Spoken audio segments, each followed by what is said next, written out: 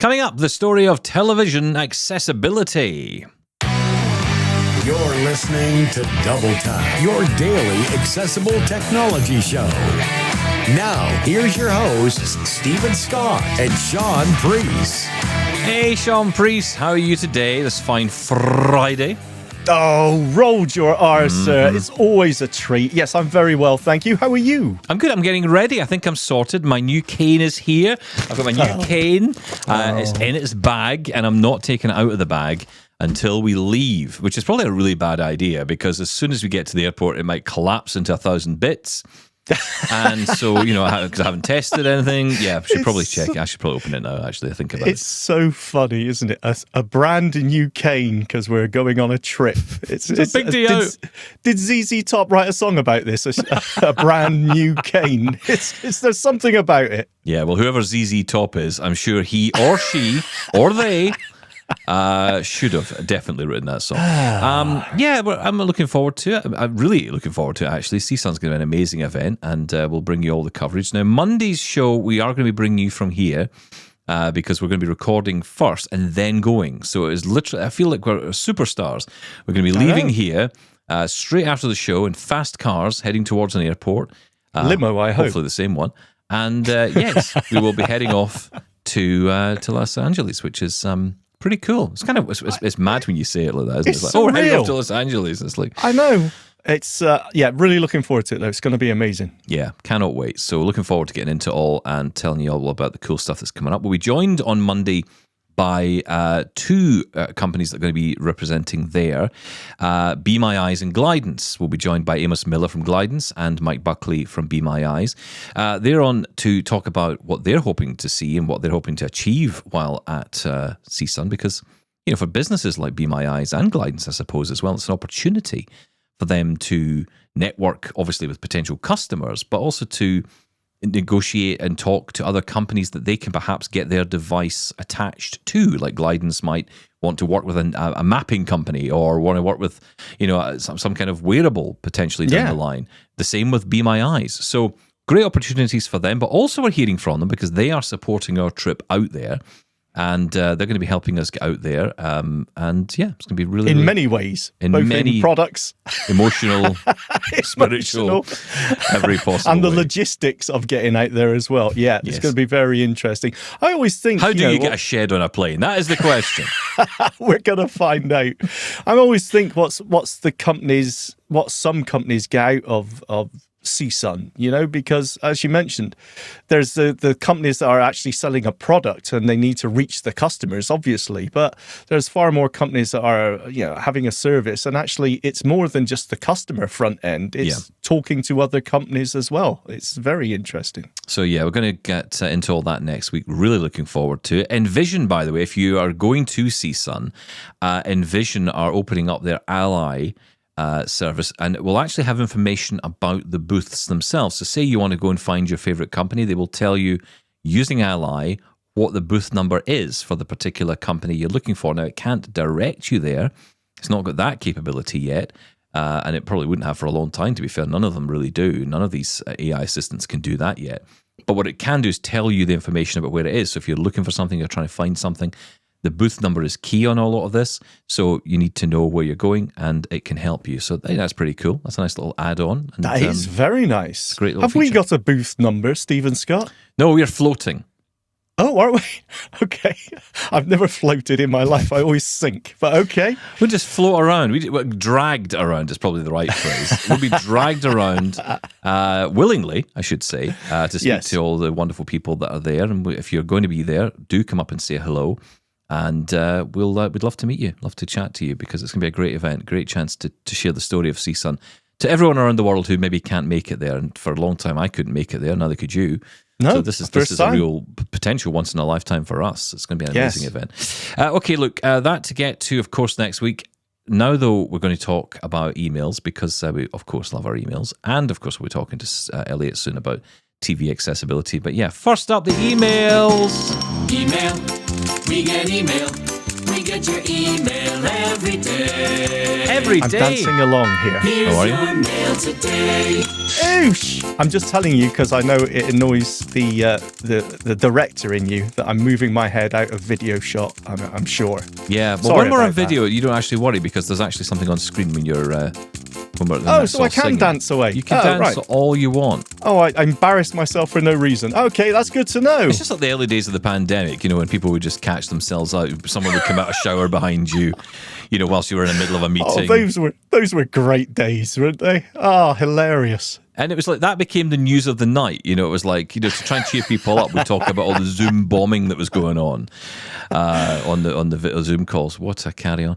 Right, Derek up first. What have you got to say, Derek? Hello. Oh, hello, In being hello. transparent, Oh. I did send this same email over to Jonathan at Access On as well. The Federation has a significant amount of resources in researching this kind of stuff, unlike the dumpster fire upkeep you two do with the email inbox. Wow. Oh, I'll be lucky if this makes it on air by Easter. Fingers crossed. As today, I heard you get to a contribution dating back to a comment about the chicken-scented candle conversation from forever ago. okay. All kidding aside, in continuing transparency, I also wrote this email in a way I could see you two, Steven and Shaun, getting a good giggle out of these real scenarios. I love the show you two put on and am an avid daily listener, but here we go. I would first like to thank you for the countless hours of content you create to help enrich the lives of all of us in the blind community. I always look forward to not only the topics, tools, and tangents, but I appreciate the listeners' contributions as they continue to spark debates, debacles, and the diffusion of our daily dilemmas. I am writing in to inquire about the accessibility of self-guided kiosks. In the era we live in today, I could not be more blessed by the amount of independence that has been created for us. But the one area I find this continuously lacking is the ability to interact with public screens. There does not seem to be any universal design when it comes to them. I have 3 examples of where I face this on a weekly, if not daily basis. First, and the most common, debit credit card payment machines. These are your typical payment methods in almost any place of business where you can insert your card, swipe, or yes, even use a touchless tap form of payment. As great as touchless payment can be, it is not available everywhere, and even if it is, how often do these prompt the user to potentially add a tip before processing the entire payment? This has occurred countless times, even when I have felt I could get away without assistance by using a touchless form of payment via my card or Apple Pay. It is that awkward moment where you don't hear a receipt generate, and the worker has to bring up the question of if you would like to add a tip or not before the transaction can complete. This is not to say I wouldn't like to, but as I am sure the blind community knows, we are frequently found on a very fixed budget and sometimes simply cannot afford to do so. I live in California, and quite honestly, the situations are becoming quite absurd in which tips are requested. If I am in a coffee shop where all they do is hand me an empty cup to go fill up my own coffee, I don't see the point in tipping someone for handing me a paper cup. Other countries are flat out offended if you attempt to give them a tip because service is part of the job they choose to do, and they understand that. Either way, considering I need assistance getting through prompts on the screen, require some additional assistance when ordering, and likely will ask for help again when receiving whatever I am ordering, I feel we sometimes get guilted into adding a tip for these reasons. But if I had the ability to interact with the screen myself, I would have the independence to make these decisions on my own. Even when I desire to add a tip in a custom amount, it is still awkward to discuss the amount with an employee, as they have to put it into the screen for me. Also, in these situations, who is to say they're even putting in the amount I am telling them to, because the screen is not speaking aloud? They could be potentially putting in whatever amount they want to, and I wouldn't know. I know this would be incredibly rare to take advantage of someone like this, but you see my point. There is an issue of security and privacy here. This same situation occurs with the prompting of a receipt as well. As stated, when you don't hear the computer generating a receipt, likely a prompt has not been pressed on the screen and the employee just stands there and waits silently like an awkward game of chicken as to who is going to speak first. This has occurred with the question of, "Are you a rewards member?" prompt as well. This tends to occur prior to the transaction. I had a situation at Target where I had a great experience shopping with Ira, ended my call, had the employee check all my items, and then had to ask for assistance on the screen to select my member prompt, where you plug in your phone number, and it automatically keeps a digital record of your purchases on their app, so we don't have to fiddle with the countless paper receipts we will never read or keep track of. The employee informed me that I had to select prior to the transaction, as it would no longer populate the screen after they had completed checking all the items. Knowing there were several items I needed to maintain a record of digitally, I informed them I required this. Their response was, "Well, that means we have to start this entire transaction all over in order for you to have access to that." Even though I couldn't see the other customers' faces who had patiently been waiting in a long line behind me, I could of course pick up on their body language and feel the frustration from knowing this transaction I was having was going to be a much lengthier one, as I had purchased several breakable items, which the employee had already wrapped up in additional protective paper. I understand I should not be affected by the pressure of tipping or the pressures of an extended time at the cashier for a transaction, but I think you see my point in how these could be avoided if I simply had access to navigating these digital screens without needing assistance from others. Yes, I could inform someone ahead of time, but with all the millions of additional things us blind folk memorise to get through tasks more efficiently, sometimes we just forget. I think we can all relate to that. It also does not help when the payment terminal is not capable of swivelling towards the cashier. The employee has to leave their register, walk all the way around their counter, and press a few buttons on the screen. I can recall this occurring in several scenarios, but the most interesting was at the pharmacy with a long line of impatient customers awaiting their turn to pick up medications. These circumstances continue to compound unsolicited attention. On to the next, secondly. Self-checkout machines in grocery stores. Being that I walk most places to get necessities as I don't drive and am taking care of my 4-year-old daughter full-time, I find myself frequently purchasing a small amount of items and would love to take advantage of self-checkout kiosks, as it is often much faster in comparison to the overflowing carts of other customers that get into the main lines. However, these kiosks, again, not accessible, and 90% of the time are completely unoccupied by an employee to ask for assistance. The irony is these machines frighten you by the level of volume when reacting to emotion sense that greets you when approaching them. So, speech is built in to greet you, ask you how many bags you used, and remind you of the forms of payment you can use. But there isn't a feature to have it speak everything else on the screen. How ridiculous is that? More of a tease if you ask me. Okay, lastly, self-kiosks in regards to food. Not that I frequent them, but McDonald's has had these gigantic screens you stand in front of now, where it is expected all customers are to order from, with, of course, inaccessible screen reading capabilities, as far as I know. If anyone has used one of these, it gets quite ridiculous, as you are forced to go through about 50 prompts just to order something simple, due to the extreme customization of ordering now. How many sauce packets do you want? How many pieces of diced onion would you like in your burger? How many seeds would you like on your sesame seed bun? I'm being facetious, but you see what I'm getting at. Due to these screens, by default, they have reduced their staff, and most of the time the single register they have is unoccupied, as the employees they keep are just piecing orders together. Yes, it is possible to order in this manner, but still, where is the accessibility if they desire their customers to order on their own the majority of the time through these kiosks? Although I'm not sure how well one would fare when the screen is larger than my torso. You could imagine one of us feeling around a screen that large just to add a few more pickles. This same thing occurs at my local Costco food court as well. All ordering for items is done on a counter of about 6 kiosks. One must wait in line, then present your receipt to the employee and they gather your items. Unless one is paying with cash, this is the only option. If anyone knows how incredibly long these lines can be, could you imagine waiting in one to get to the window just to inquire for an employee to assist me in operating the kiosk? Then having to wait an additional 10 minutes or so for an employee to become available, leave the kitchen, and come all the way around to press 3 buttons on a kiosk for me. Needless to say, I make friends with strangers standing at the kiosks frequently. I called their administration to address this, and they informed me there was no current accessible way to access these kiosk screens they have, but to just let the employee at the window know of the situation. So, this is how I have to go about doing this from now on. I wait in the long line, get to the window, and every employee is clueless of how to go about the situation. They have to get a manager involved, holding up the line. The manager informs them to take me to a separate window to process the transaction, and of course, because all new employees are just taking receipts and grabbing paid items, they don't know how to manually plug in orders anymore. The manager has to come back over and teach them how to do it, all while this employee has left the main window and the incredibly long line of customers are taking in the show of myself and the employee a couple of windows over through our lengthy process. You can imagine how fun this is.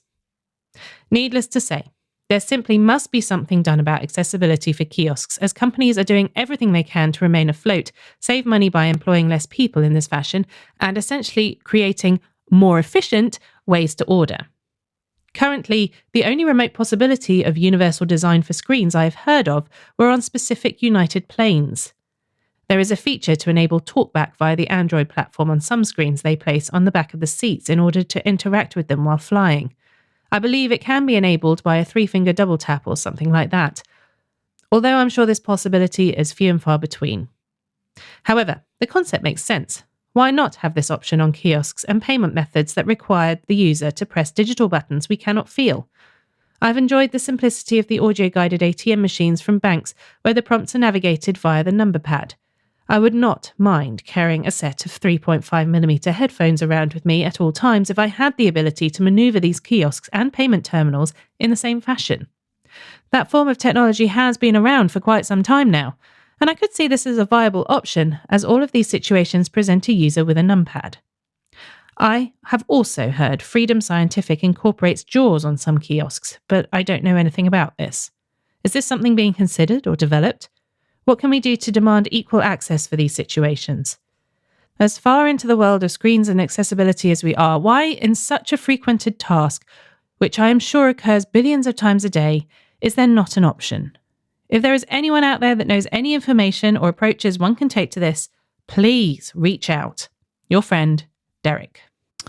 Derek, thank you for that. I know it was a lengthy email. I appreciate Laura reading it, but I think it's an important email, a very important email to read. Absolutely. Especially in the entirety of that, because, you know, I could honestly do an hour alone just on this topic. I could just talk for an hour on this because it's so infuriating. You know, it's that inaccessible efficiency that is going on around the world at the minute. There's just so much of it now where, you know, you see all these new devices coming in, these chip and pin terminals, which, you know, I often tend to go down the route of, well, look, if Apple Pay works or if you've got a contactless card, you should be okay. But you're absolutely right, Derek. There's an example where when I was in the States most recently, my experience was that you had this thing that would come up on the screen first. So in the UK, for example, you don't tend to have this thing where it has the tipping. I've certainly not come across it. You know, when you pay for something, you just pay, right? You just hover your card or your phone over the device and it will scan and that's it. Because there's a different culture in the UK when it comes to tipping. But in the US, I was noticing that everywhere I would go, it would say, I'd be holding my phone over the device and it wouldn't do anything. And I had to wait until someone could say, do you want to add a tip? And my answer to that was, no, I don't, because you just sold me a bottle of water. What am I tipping you for? And before I get, you know, pulled away by my wife telling me to shut the hell up, you know, I had to just kind of say, look, politely, as best I could, no. And they would just say no, and that was fine. I wasn't going back to what I cared. It's a problem. difficult. This is a real problem. Now, look, because there's not a lot of time to talk about this today, I'd love to get into this in more detail. But what I can say in terms of solution, you're absolutely right. Freedom Scientific have been working on this for a while. We've had quite a lot of conversations on the show about this topic with Freedom Scientific in particular, talking about bringing JAWS to kiosks. And it is done in a similar way, not quite the same way as the ATMs have done it, but essentially with an arrow pad, so a physical keypad that is on the device. And McDonald's was one of the companies that were implementing this. I don't know how far it's gone. You actually used it on the show. That's right. We did a show on it. We actually demoed it, and it was basically where you could move around. You could navigate this system using a series of up and down, left and right, and select button. And that was it, really. That was how you did it. And you could fully access the menu. You could fully access the system. You didn't have to use the touch screen at all. That was the joy of it, because you were using the arrow keys. And, you know, everything was there and everything was accessible. I don't know how far that's rolling out. Now, we are at CSUN next week. We're going to be sitting down with Vispero. This is a question we'll be putting to them to say, okay, where are we with this? Because, look, it's not on them entirely, right? Because it's up to the company to implement it. If they're saying it's not on them at all. The technology is there to make these kiosk screens accessible. The problem that we always have, and this isn't just on this area, this is across the board when it comes to accessibility. How do we make companies realize that this is important? That, yes, we don't get enough blind people traffic or customers, then I'm sorry, that's not good enough. Is this legislation? Is this through site organizations need to put more pressure on them? They won't do it on their own. I think it's through legislation. These need to be accessible. The technology exists. Make them accessible. I don't know how quickly we can do that, but you're absolutely right. No, and that's why it's good you've sent this information off to the National Federation of the Blind, because look, they have the strength in this to go and actually, do something, or at least push more companies to do this and make this a right. Because look, what you outlined there is really important. There's the reality of the inaccessibility, right? People talk about the inaccessibility as, oh, well, it's not accessible. And then it's like, okay, whatever. It's like a balloon that just deflates, everyone just, that's that. Yeah. But there's the reality then of, but I still want to buy this product, or I still want to do this thing. And how can I do it? And you're left in this situation where suddenly everything's a problem. You're now the problem. You're now the issue. You're holding up the line. You're holding up and it just is so infuriating. It's not a fair state to end up in. It's not our fault, and most people are aware of that. But equally, they have their lives to lead, and they kind of want to move on as well. So it's a challenge. It's a challenge, and we all end up. Look, this is why a lot of us don't leave the house. Let's be honest about it. A lot of us don't leave the house. Exactly. We don't want to go out and face this because it's just a bloody nightmare, to be perfectly honest. Yeah. No, you're absolutely right. It's it's just another one of those problems, many problems that just mount up. And you are just absolutely right. And the problem is, I always say, I'm not going to use it. Those McDonald's touchscreens, I say, sorry, I can't use them. So someone will always, and no matter what it is, doctors log in, when you get there. No, I can't use it. You'll have to, deal with me.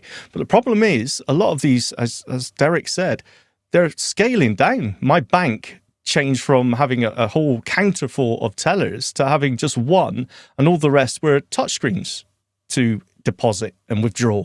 Couldn't use them. It's going to be a case where suddenly there's not going to be anyone that can help you. We need to get this in place right now. I'm feeling good at the minute because we're heading off to CSUN, so I feel quite good about things. When I get back, I fear there's going to be a lot of ranting, and this is a new area, I think, of ranting that's required, to be perfectly honest. But ranting with some kind of action. I'm sick of companies. No, I'm sick of companies standing. I see it on LinkedIn all the time, and in case you don't know, LinkedIn is the world's biggest bragging network, where people love to tell you all the wonderful things about themselves. I mean, I have to say, it's the biggest me network I've ever seen. I'm the best at this, and I'm the most wonderful at that, and my company's the best at everything. And I see all these companies patting themselves on the back for accessibility because of one particular area they've done reasonably well in, and I'm being kind, but they've done maybe reasonably well in one area. But in all the other areas, they've done nothing, or they haven't succeeded at all. But they pretend that they're doing so well, and I'm sick of it. I want to start calling these companies out and saying, "Excuse me, oh, absolutely, excuse me, but you're not making accessible products here. You're not making it accessible. As far as I'm concerned, what companies need to do is apple it up, right? And what I mean by that is they've got to say, right, McDonald's, for example. Let's take McDonald's, right? So you've got the option of an accessible terminal you could put in every store. You could do this in every single store. You could do it overnight. Do it. Don't say you're going to do it. Don't say, we're trialing over here. Trialing what? It either works or it doesn't. And what? Would you trial those machines? Are you trialing those tablets in every store or one store at a time? No. You roll them out to every store. And if you're going to take the staff away, you've got to give us an alternative. Because people, if you want to McDonald's, you've got to go to McDonald's, then you should be able to. There's no reason. Blind people now can't go to McDonald's. What a ridiculous state of affairs we're in. We move so many steps forward, and then we fall so many steps back. And hit that brick wall. And it's so frustrating. Anyway, speaking of that, we're going to move on because speaking of accessibility. Talking of challenges with accessibility, the frustrations that come with it, we're going to talk next to our good friend Elliot Stonhill on the subject of televisions, the accessibility of televisions. But first, here's how you can get involved in the show. Get in touch with Double Tap. Email feedback at doubletaponair.com. Leave us a voicemail at 1-877-803-4567. And now you can send an audio or video message to us on WhatsApp. That number is 1-613-481-0144. Guys, let's talk about accessible television. I don't know about you, Shaun, but I just find most televisions are terrible. They're just terrible. Manufacturers, how does anybody enjoy using a television? Well, good to hear you're coming at a balanced approach to this, Stephen Scott. All televisions are terrible. Not all. They have become a lot better over the recent years. Have they? Okay, all right. Well, look, right, I'm so pleased to say that we are joined by a good friend of the show and a long-time listener, Elliot Stonhill. Are you a long-time listener, Elliot? Is that fair to say? Can I get away with that? Yes, yeah, fairly long time, yeah. Okay, fairly long time. Right, okay, right. Okay, it's already getting less and less. I'm liking my friend of the show status, though. I was going to ask about that. How Yes. many times do you have to appear before you can get that badge? Well, you've got it. So there you go. The answer, whatever that number of times is, you've passed the Rubicon. It'll be in the post. Yeah, exactly. That's right. We'll send you a badge. Of course, we will guarantee absolutely nothing will come in the post. Elliot, before we get into that topic, though, of accessible televisions, this has come up a little, more than a few times, actually, on the show. I've talked about it. Others have asked questions about the most accessible TVs. We're going to get to that. But I want to start because you had sent in an email last week, I think it was, talking about Sonos. Following our conversation with Callum Stoneman on the show, we were chatting about whether or not you can use multiple assistants at the same time on your Sonos speaker. But you came back and said, no, you can't. No, so you can use the A Lady and Sonos's own voice assistant simultaneously at the same time. But you can't have the A Lady and Lady G at the same time. And actually on the newer Sonos speakers, the sort of era speakers and the newer soundbar, Lady G is actually not available at all. It's just Lady A and Sonos's own voice assistant. Why would that be? Why have they dismissed Miss Google? Well, there have been quite a lot of legal wranglings between Sonos and Google over the last sort of 2 or 3 years to do with patents and stuff like that. So I couldn't definitely say it's to do with that. But yeah, in the last sort of 2-3 years of speakers, it's just been Lady A on there and as I say, their own voice assistant. Okay. It's a real shame, though, right? Because that seems like the ideal situation of being able to just say, hey, Lady A or hey, Lady G, and just do it on the fly, right? I mean, that would be ideal. Well, I can help you with that, Sean. I have got a speaker here, which is a JBL, and that you can run Lady A and Lady G at the same time. So they've got, I think it's the Authentics range, it's called. They've got 2 or 3 different speakers. One of them is a portable speaker, although it's pretty hefty and pretty big, but you could move from room to room. That's the only speaker that I've sort of found sort of at the moment that you can run both at the same time. There are quite a few different ones where you can switch between the two. Like we've mentioned, the earlier Sonos speakers and Bose speakers as well. You can sort of choose between the two. Wow. Very cool. So hang on, we will get to accessible TVs, I promise. Now you're interested. I know, but aren't I you? am, because No. how does that work, right? So how are you getting that set up? Is that coming through Bluetooth on your phone and you're just essentially linking back to your phone through that speaker, or does it have the smarts built in? No, the JBL has them built in. So I've got a couple of one. I've got the sort of the lower end one. Well, I say lower end. I think it is sort of £200. Is the sort of the cheapest of the Authentics range. Sean won't buy that. And then there's a portable one, which is a bit more, and then the sort of daddy one, if you like, which I suppose would compare to the Sonos Play 5. I think it's around 550 UK pounds. I haven't got that one, but yeah, so it's got inbuilt Wi-Fi. So yeah, you can set up both the voice assistants on there. It's got Bluetooth as well, and it has actually got sort of physical dial buttons on the top as well, which I quite like for sort of changing the volume and stuff like that. Stephen's buying it as we speak. I'm really intrigued by this. I didn't even know such a thing existed, because look, I thought you were just linking back to the phone and using the assistant via the phone, as I've done with a lot of I other. don't like speakers that do that. I know sort of Bang & Olufsen have got a sort of portable speaker that does that, and I'm not overly keen on that really. And it was all easily accessible to set up, no hassles? Yeah, the JBL One, I think it's the companion app. I wouldn't say it's brilliant, but I mean it's okay to sort of set up. Once you've sort of set up, I don't really tend to go in there and look at it. But yeah, it's fine to sort of set up and use. Like you sort of mentioned the other day, I would say like not all of the features are available, so you can't do like calling and drop in and stuff like that. But it is quite nice having them both. I've got it on my desk, so if I want to ask one thing, or I think Google might be better at answering, I can ask that. Wow, that's nice. Okay, I like going shopping with Elliot. This is cool. All right, so I've just bought a speaker. I'll send you the link after the show. Please do. I'm very intrigued by that. I think a lot of our listeners will be interested. So that's the JBL Authentics range. Yeah, that's right. I think there's the 200, 300 and 500, I think they're called, something like that. Have they got a 20 range for $20? Yeah. No. Well, they do. I mean, in fairness, JBL have got a great range of speakers. I bought one for, I think it was like $30 or $40 on a cruise ship. And of course, you can imagine the markup on that. Yes. I'd forgotten to take one with me when I was going on a holiday, and it was on the cruise ship. And of course, they were selling these little speakers, and they were tiny, but the sound output on them is amazing. And they also feel like, I often talk about the toe test, or if I drop it in my foot, how many toes would it break? I think it would have a good go at the big toe. Oh, that's impressive. They should put that on the packaging. A good go at the big toe. You can have that, JBL. You can have that one for free. Right, let's talk. Since we've now bought a new speaker, let's go and get a new TV. Okay, so accessible television. Look, my premise is always, coming from the point of view of someone who's been testing out various TVs over the years, Samsung, Sony, TCL most recently, and I find these TVs generally quite sluggish. I find the voice guidance to be decent, but oftentimes the voice is not great, or the experience isn't wonderful. It's laggy. Of course, third-party app access is a big problem. I know you want to come on and sort of dispel some of the myths around this and talk about your experiences. So maybe let's start with Fire TV, because to me that would be the most up-to-date version of what's out there, or at least has the most advanced operating system perhaps inside a television. What's your experience been? We've got a couple of the Fire TVs, so the actual TVs and not the sort of stick that you plug into a TV. And I was able to set them up from scratch, sort of turning voiceover on, or voice guidance, whatever they call it on there, from setup, which is not always easy with sort of other TV brands. It might have a voice assistant, sort of a voice guidance feature, but you might not be able to turn it on until it's sort of set up and fully connected.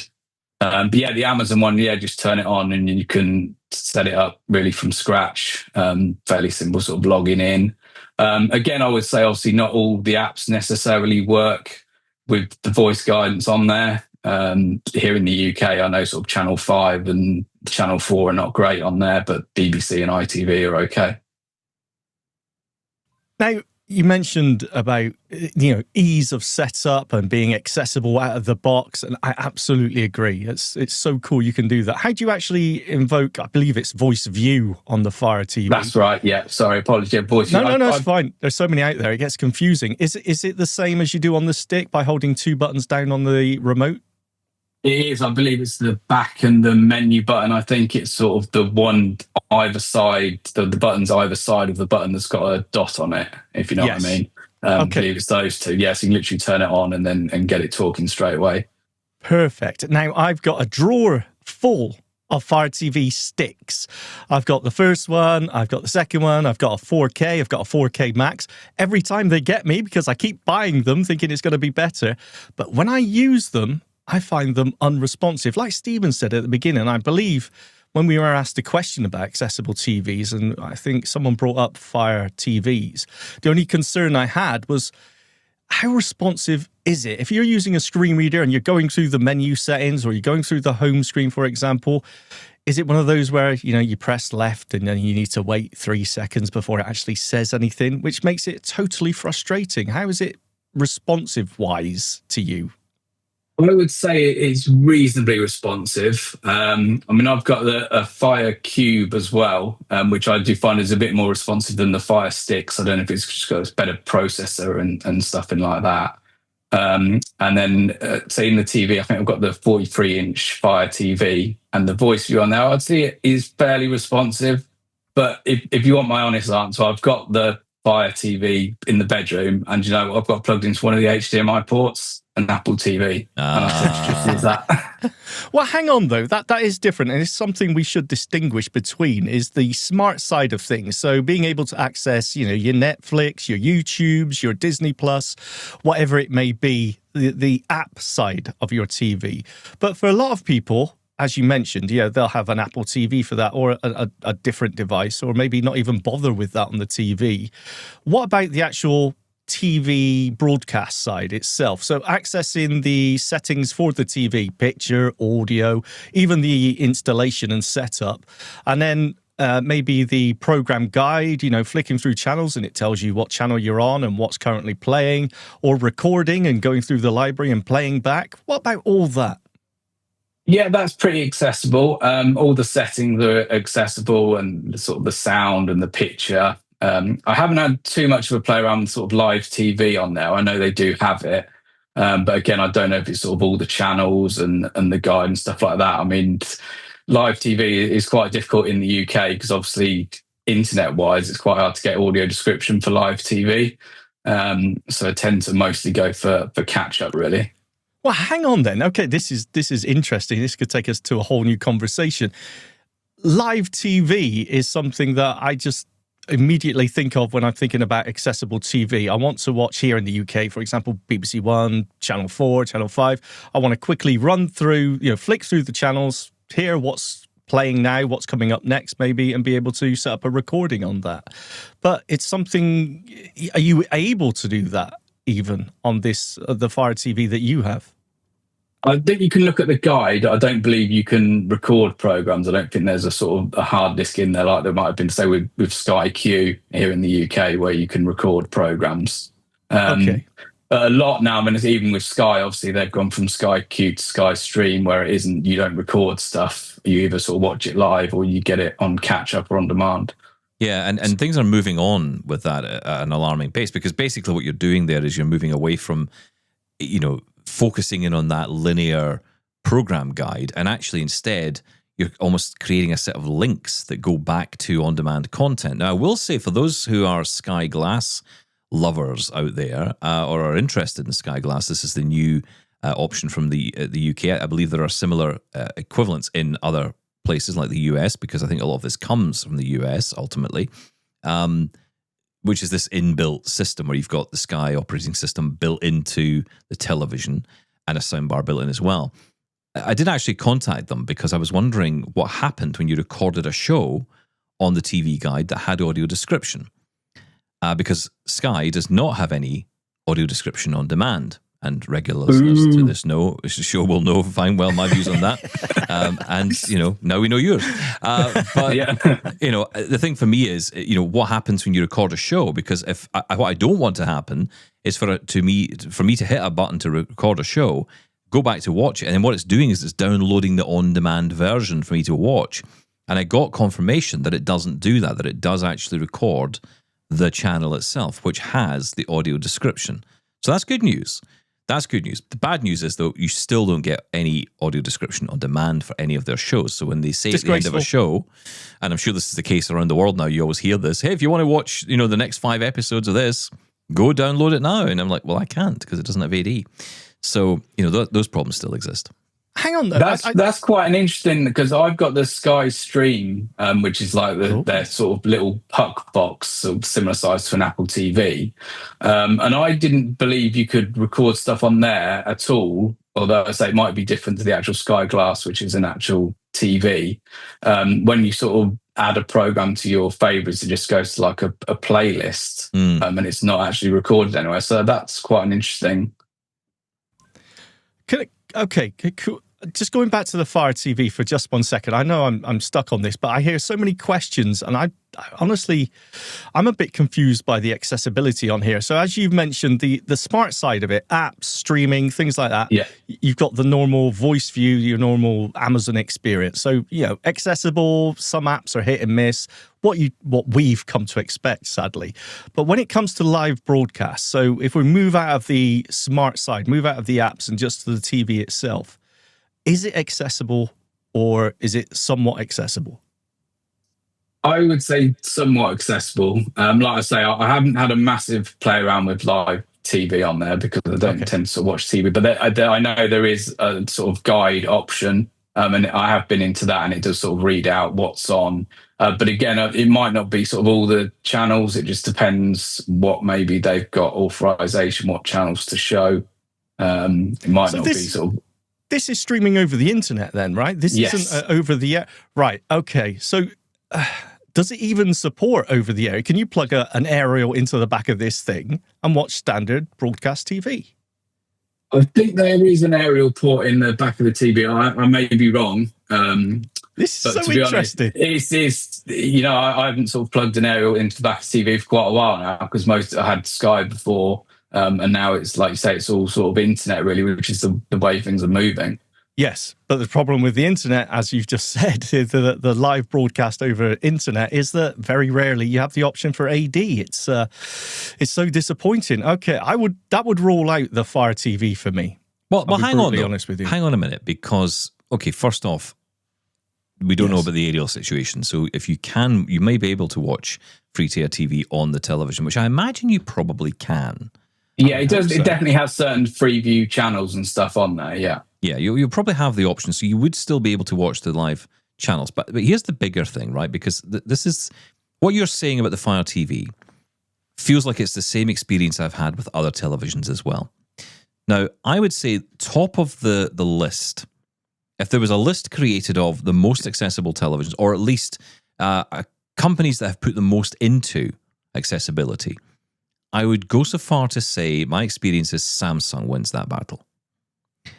I say Sony is second, and I don't know what else would follow that. I haven't tried LG. I know you have, Shaun. You've had experience with LG. You think it's fantastic in the one, but the trouble is, it's very hard for people to get experience of multiple TVs, right? You tend to, this one's accessible. It's the one I've gone with, and I can tell you my experience of that. But trying to compare it to another one, how many of us have multiple, different model TVs? It's very tricky. But yes, I have used the LG. We have an LG in the bedroom, and it's perfectly accessible, and it works really well, actually. Have you tried any of these other manufacturers that I'm mentioning here, Elliot? Yeah, I mean, those three that you've mentioned, sort of Samsung, Sony, and LG, I would say that they're all pretty decent. The only thing I would say that Amazon maybe would have above me, I'd say Voice View is a bit more customizable in terms of sort of changing the rate and changing the volume of the voice. There are sort of options on Samsung, but it tends only to be maybe sort of slightly higher volume, slightly lower, or slightly faster rate or slower rate. I think Voice View is perhaps a little bit more customizable. I think the thing to realize when you're buying a TV like this, whatever the TV is, there's a kind of baseline accessibility that comes with each of them, right? And the baseline is, if you're watching free-to-air television or cable, in some cases, you may be able to connect an aerial to it or satellite to it as well, and you'll be able to get digital channels that way. You're going to get the baseline accessibility of being able to read the electronic program guide, reading the menu, and when you arrow up and down through the channels, it will read the channel number, the channel name, possibly what's on now, and then maybe tell you what's next. And you can probably work between that sort of in-channel menu that comes up sometimes. That's the base level, right? The problem we have is the third-party applications, because we're not just using our TVs for free-to-air television. We want to go off and watch a show on Disney or on, think of a platform. I can't think of one right. Amazon Prime. Okay, there's one. Netflix. Hulu. Yeah, or whatever one it might be, right? So whatever one you go and choose, you want that accessibility to continue within the app. I've only seen it on Samsung, where I've been able to get into, say, the Netflix or the Amazon Prime app and still be able to navigate through the apps. Only time I've seen it. But it doesn't work with all of them. And this is a big problem, right? This is the big issue here. Consistency, right? If I go to Netflix on my admittedly old, how old is it? 2016 maybe, Samsung TV, the voice guidance is unusable. That 5-second gap between moving up and down makes it practically unusable. So it might as well be inaccessible to me. Elliot? So here's a question for you two then. If I just come back on that, whose responsibility is it to make those apps accessible? Say, for example, the BBC iPlayer in the UK or doesn't work on Sony TV, for example. Is it Sony's responsibility or is it the BBC's responsibility? Okay, well, to answer that question, let's widen this out a little bit then. So let's look at Apple TV and what's happened there. Because I think the answer lies in Apple TV for all of these companies, right? Now, is Apple responsible for making their apps accessible, or the apps of third-party providers accessible? No, it's down to the company, isn't it? And as a result of that, not only is the app accessible by its nature, it's accessible, but it's accessible via the voiceover, the built-in screen reader to the Apple TV. So really, for the two to be married up, you need both sides to do their best and do their bit. It's up to the TV manufacturers to create a really good accessible screen reader that works, that's responsive on the television. And a framework, build the framework. But it's up to the app developer, in my mind, to develop the app to work in that framework. And perhaps the challenge is, and this may get easier over time because more TVs seem to be working towards or moving towards being Android televisions. And Fire TV is essentially a fork of Android, right? So it's kind of on the same, I know it's a bit different, and the apps are slightly different, but ultimately it's on the same core. I would like to think that in time this might be an easier solve for companies because they seem to be having to develop lots of different apps for lots of different platforms, and that's not sustainable. So that may be where the ball is being dropped, don't you think? Yeah, I do agree with what you're saying, and it is difficult because obviously you've got so many different apps, so many different platforms. You touched on Android there. I mean, I had a Sony TV a year or so ago, and that had TalkBack and its own screen reader. And to be honest, that wasn't particularly great with a lot of apps. I think sort of Netflix, Disney, and Prime Video were pretty much the only apps I found worked quite well in the UK. So BBC didn't work at all, ITV didn't work at all. So it is really difficult. I know we sort of can come across a bit Apple fanboys on here, but really the Apple TV is the best device that I've found that works with the majority of TV apps. Yeah, and it's easy to say, and I'll be honest, Elliot, I get it all the time, right? People say to me, oh, you're a fanboy, you're just obsessed with Apple. No, it's because it works. It's accessible to me.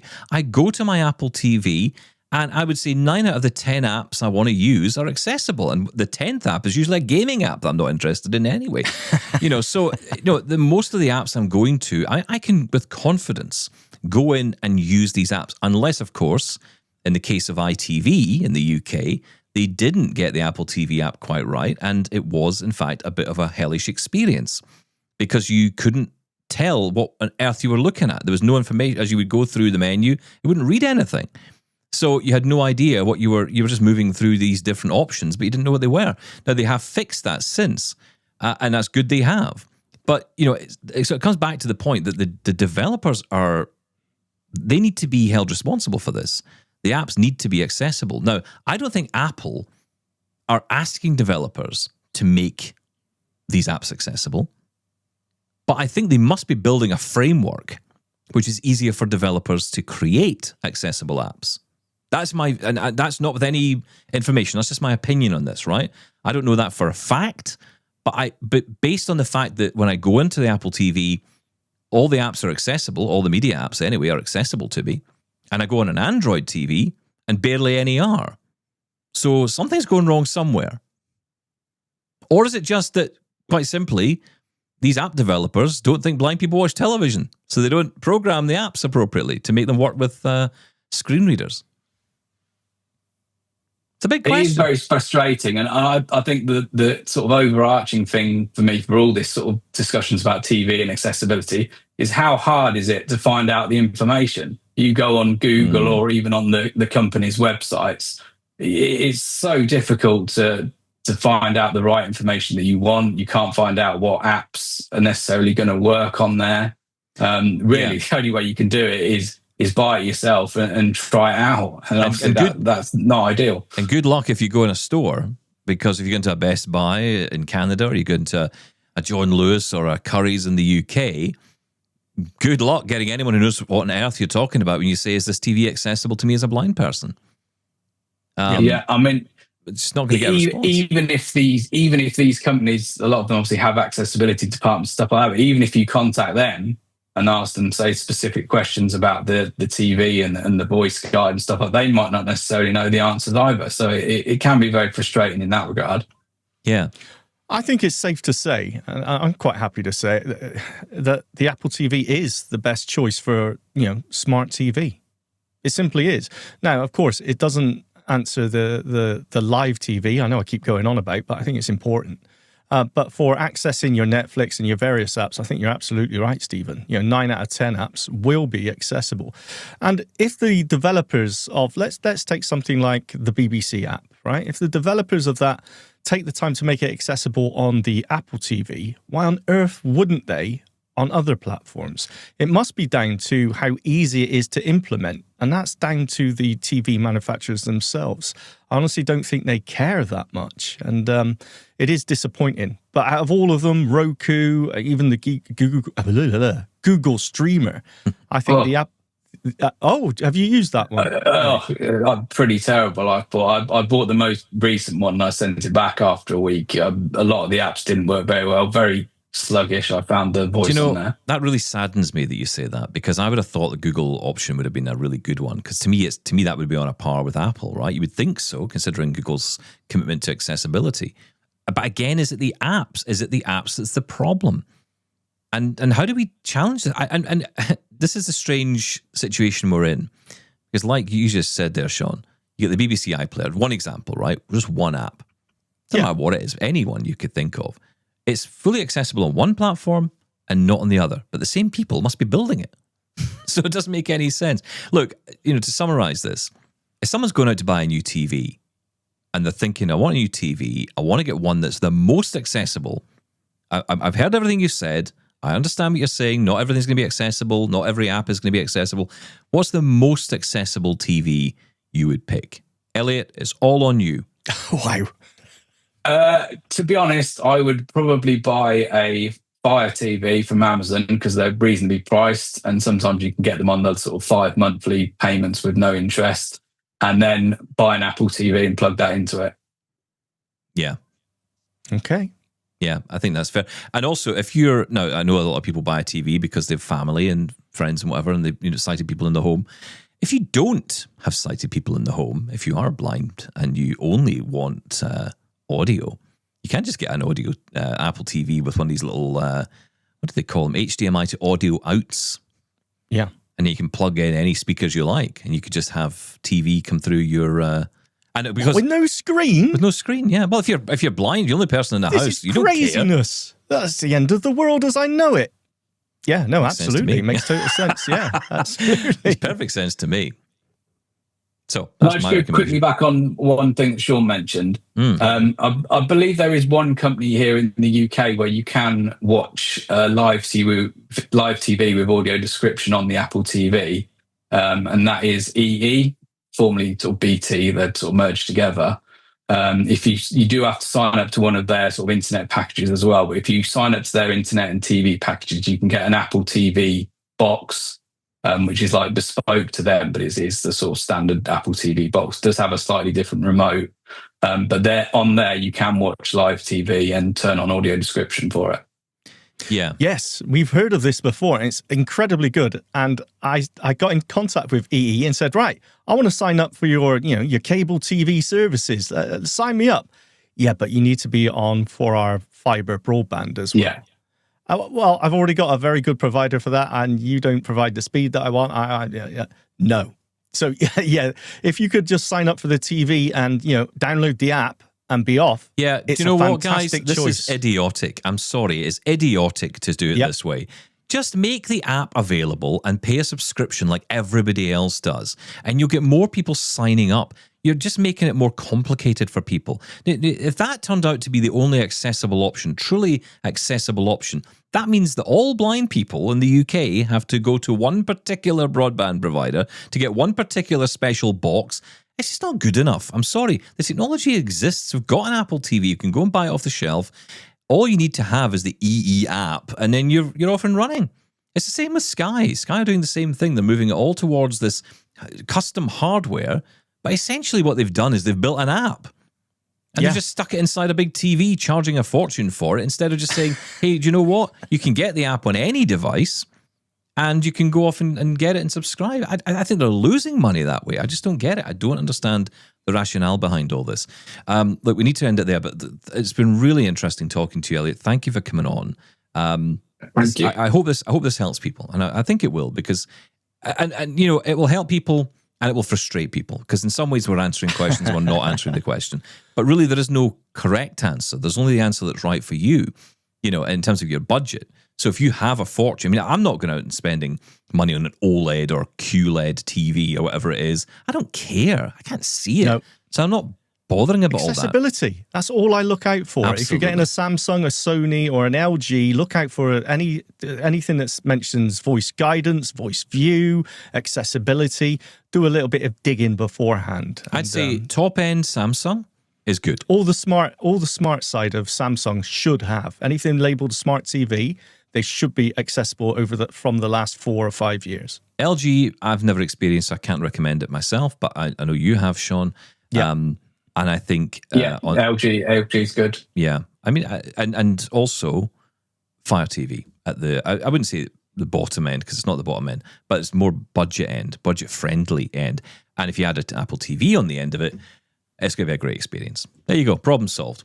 There you go, fixed. Thank you, Elliot. Elliot, thank you so much for coming on. Come back soon. Thank you. There you go. That was Elliot Stonhill there talking to us about TV accessibility. If we don't get emails on the back of that, I don't know what we're doing wrong. But yeah, I expect we will. Feedback at doubletaponair.com. Full details on how you can contact us at doubletaponair.com/contact. That is it for us today. Thank you so much for tuning in, as always.